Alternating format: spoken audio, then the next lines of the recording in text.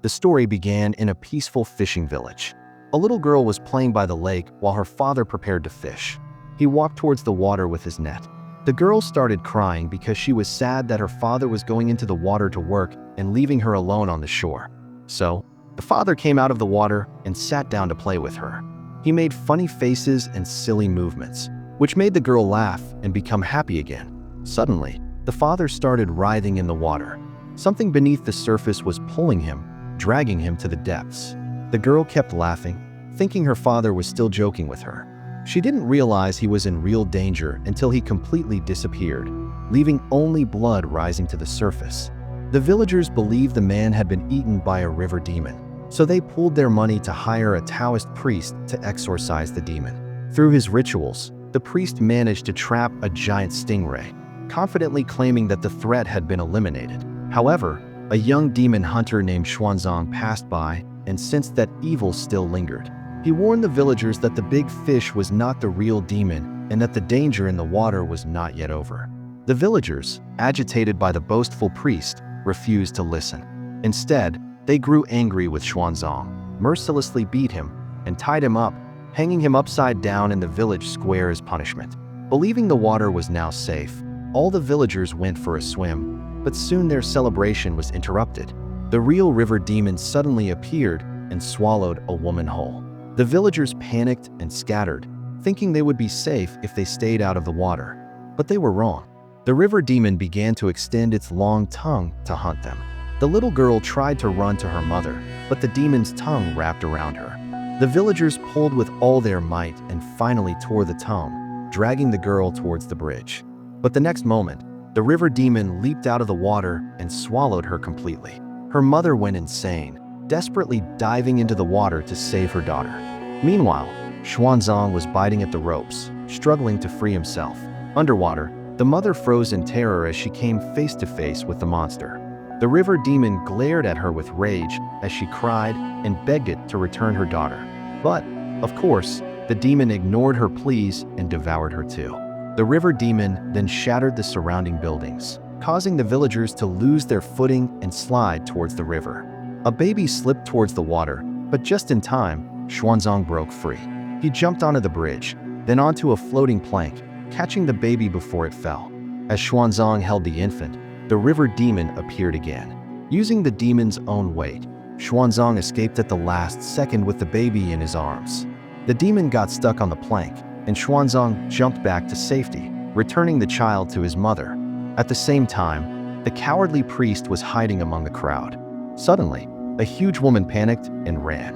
Her weight shook the ground like an earthquake with every step. Finally, she leaped and landed on top of the river demon, crushing it against the plank and sending it flying into the air. The demon crashed hard, right on top of the fleeing priest. Once out of the water, the river demon quickly weakened and began to die. Suddenly, it transformed back into an ordinary young man, looking harmless. Without delay, Xuanzang pulled out his trusty 300 Lullabies book, the demon subjugation manual given to him by his master. He solemnly chanted a children's lullaby, hoping to awaken the demon's good nature. But the innocent rhyme had no effect. Instead, it enraged the demon, which roared in fury and lunged straight at Xuanzang. In the nick of time, a skilled female demon hunter intervened. This was Miss Duan, wielding her magical weapon, the infinite flying ring. With a quick strike, she trapped the river demon and sealed it inside a puppet. The villagers, saved from certain death, knelt and thanked Miss Duan, hailing her as a hero. But Miss Duan had no patience for Xuanzang's silly methods. She openly mocked him, saying that trying to kill demons with lullabies was a disgrace to his profession. After this incident, Xuanzang returned to his master's abode with his confidence shattered. He felt ashamed that, as a demon hunter, he had failed to protect the villagers. His wise, elderly master remained calm and reminded him of their sect's core belief. The purpose of demon hunting was not to kill monsters, but to cleanse the evil in their hearts and guide them toward goodness. Encouraged to continue improving and seeking enlightenment, Xuanzang set out once more to find a way to defeat the pig demon that still threatened the land. Before long, Xuanzang arrived at a remote inn in Gao village. Previously, a young couple had stopped there to eat and mysteriously disappeared. In truth, they had been killed and eaten by the innkeeper, who was secretly the pig demon in disguise. When Xuanzang entered the tavern, it seemed full of cheerful patrons eating as usual, and a woman greeted him warmly. But Xuanzang quickly noticed that something was terribly wrong. The other customers were actually reanimated corpses of the demon's victims. In the corner lay a blood-stained 9-tined rake, the pig demon's signature weapon. At that moment, Miss Duan suddenly burst into the tavern again. Without hesitation, she annihilated the horde of zombie-like minions, reducing the demon's puppets to dust. The pig demon revealed himself in human form, a pale, bloated chef with a menacing smile. Duan and Xuanzang fought him fiercely, and Duan managed to trap the demon inside her enchanted bag. She planned to seal him in another puppet, but the pig demon proved too strong. He burst free and transformed into a gigantic boar monster, collapsing the entire inn around them. Overwhelmed by his immense strength, Xuanzang and Miss Duan were forced to flee for their lives. After barely escaping, Miss Duan was deeply impressed by Xuanzang's courage and selflessness. Although his skills were limited, he had shown unwavering bravery in confronting evil fearlessly, and this melted her heart. She quickly fell in love with him and began pursuing him with comical determination. She openly confessed her admiration and tried to get close to him whenever she could. Xuanzang, however, was horrified by the idea of romance. He only wished to spread love to all humanity and viewed romantic love as a distraction from his path to nirvana. Nervously, he would literally run away from her every time she approached. Xuanzang assured both his master and himself that he only sought to spread universal love, not romance. But his astute master sensed that Xuanzang was conflicted about Miss Duan. He pointed out that Xuanzang's words did not match his heart and then advised him to travel to the Five-Finger Mountain. There, he could seek help from Sun Wukong, the Monkey King demon imprisoned by Buddha. The master believed that with Wukong's help, Xuanzang could finally subdue the pig demon. Following his advice, Xuanzang set out for the Five-Finger Mountain. That night, during his journey, Xuanzang was suddenly ambushed by a gang of mysterious men. To his surprise, they had also captured Miss Duan. But this turned out to be one of her wild schemes. She had orchestrated the entire attack, hoping that Xuanzang would save her and finally reciprocate her feelings. Even tied up and confronted with her theatrics, Xuanzang remained aloof and rejected her once again. Angry and hurt, Miss Duan lost her temper and imprisoned Xuanzang herself, leaving him bound while she cooled down. Suddenly, the pig demon returned, storming into their camp in a violent rage. Recognizing Miss Duan as the one who had wounded him before, he went straight for her. He brutally beat her, leaving her severely injured. At that critical moment, 3 other demon hunters appeared. They were known by their flashy nicknames: Five-Style Fist, Almighty Foot, and Important Prince.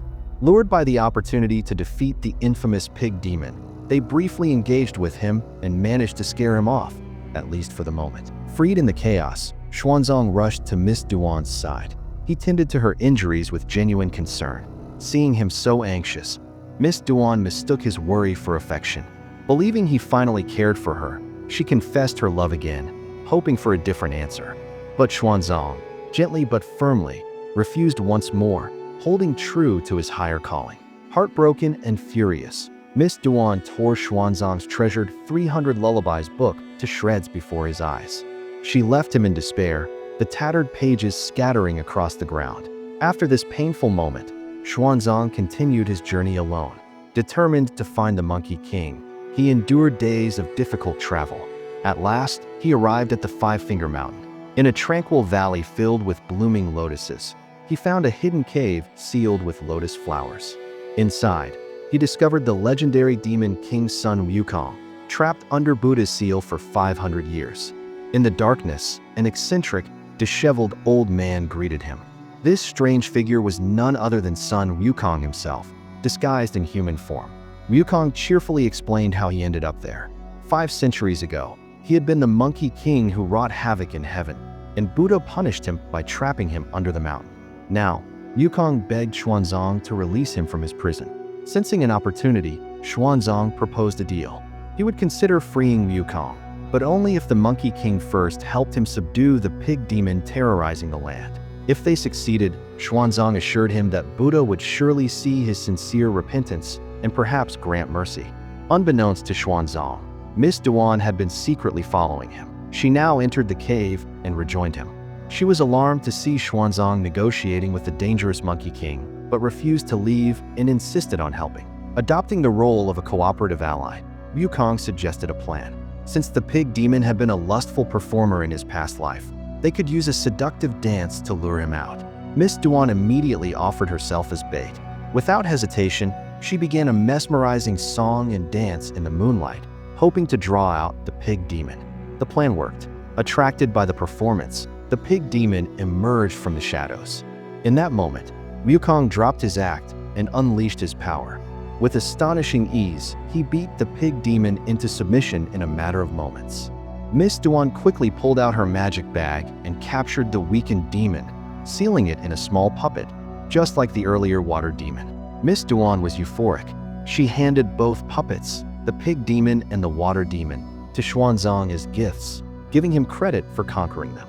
She then shyly slipped the gold ring from her own finger and offered it to Xuanzang, essentially proposing marriage. She even pulled out Xuanzang's lullaby book, which she had painstakingly mended after tearing it. Although she couldn't read and had randomly pasted the pages back together, it was the intention that mattered. With these heartfelt gestures, Miss Duan hoped Xuanzang would finally accept her love. He, once again, refused her love. Determined to make her stop, Xuanzang even grabbed a stone and cut off part of his own finger to remove the gold ring. This shocking act completely shattered Miss Duan.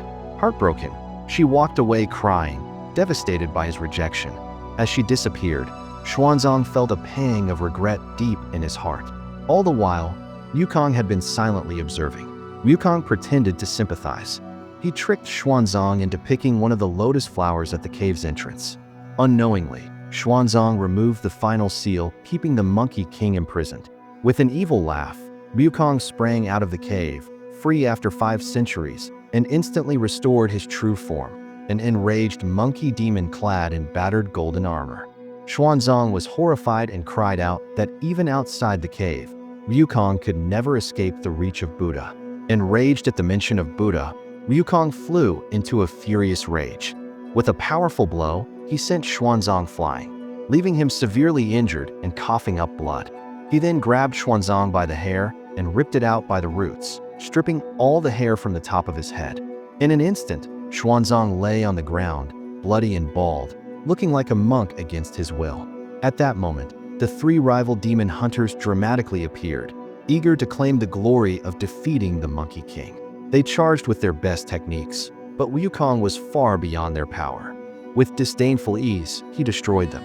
With a thunderous roar, he literally exploded their bodies, utterly annihilating them. Defeating the hunters only fueled Wukong's arrogance. He was about to finish off the injured Xuanzang when, to his shock, Miss Duan suddenly returned. She threw herself in front of Xuanzang to protect him.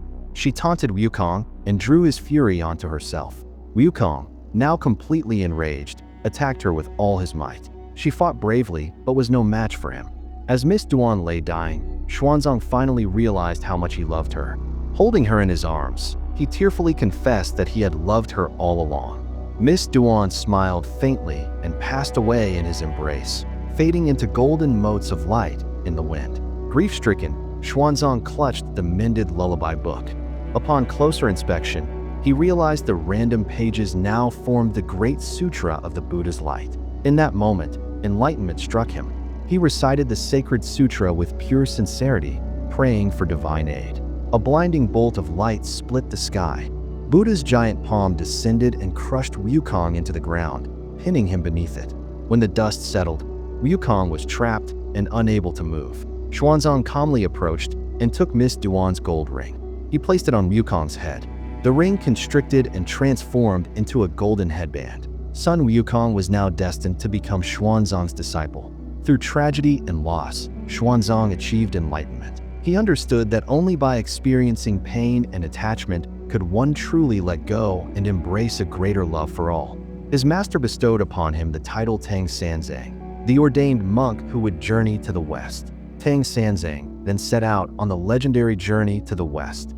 Accompanied by his 3 reformed demon disciples, the water demon became Xiao Wujing, the pig demon became Zhu Beiji, and the humbled Monkey King remained Sun Wukong. Together, The four began their sacred trek toward the western heaven to retrieve the Buddhist scriptures.